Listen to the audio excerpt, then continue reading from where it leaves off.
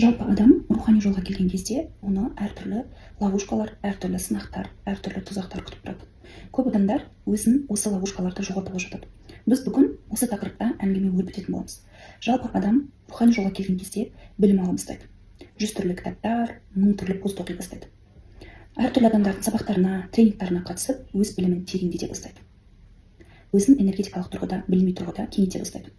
Бірақ осы сәтте ең үлкен тұзақтардың бірі рухани ояну барысындағы адамдарды қарсы алады. Әрине, ішкі жан дүниесінде белгілі бір травмалар бар адамдар осы тұзақтарға түсіп қалып жатады. Білімін арттырған сайын, оқынып ізденген сайын, өзі өскен сайын, ол адамдардың эгосы қатар өсіп жатады. Осындай сәтте адам өзіне сұрақ қою керек. Мен рухани оянып жатырмын ба, әлде ояну туралы оқып жатырмын ба деген сұрақты қою керек. Себебі шынайы трансформация бұл адамның іс әрекетіне байланысты жүзеге асады. Ал ақпарат жинау бұл тек қана жолдың басы ғана.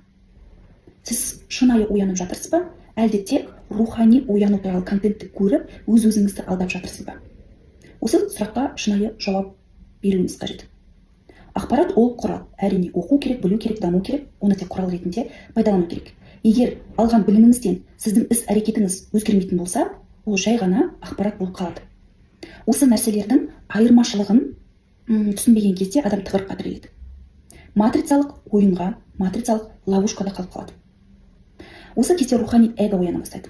Білімнің бәрін жинап, әртүрлі нәрселерді оқып, мен рухани дамыған адамын, мен бәрін білемін деген рухани эгоға, ловушкаға түсіп қалады.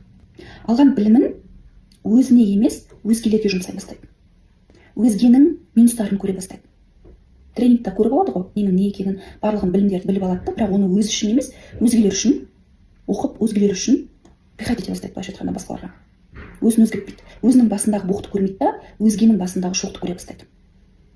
Айналасындағы адамдарға әртүрлі ақыл айтып, олардың жеке шекарасынан өтіп, кармаларына кіре бастайды.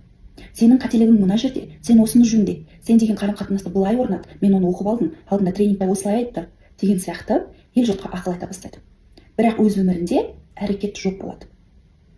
Осы ең үлкен ловушкалардың бірі. Мен білемін деген нәрсе, бұл дамуға емес, керісінше тоқтап қалуға, тоқырауға алып келеді. Осы ловушкада адамдар жылдап жүреді. Жылдап тренингтарға барып, курстарды алып жүруі мүмкін, бірақ нәтиже болмайды. Керісінше эгосы өсе бастайды. Мен барлығын білемін деген нәрсені өзінің миына құйып алады да, барлығын білетін, барлығын керемет шашып тастаған адам сияқты өмір сүре бастайды. Және қасындағы адамдарға ақыл айтып, әбден берекесін кетіре бастайды.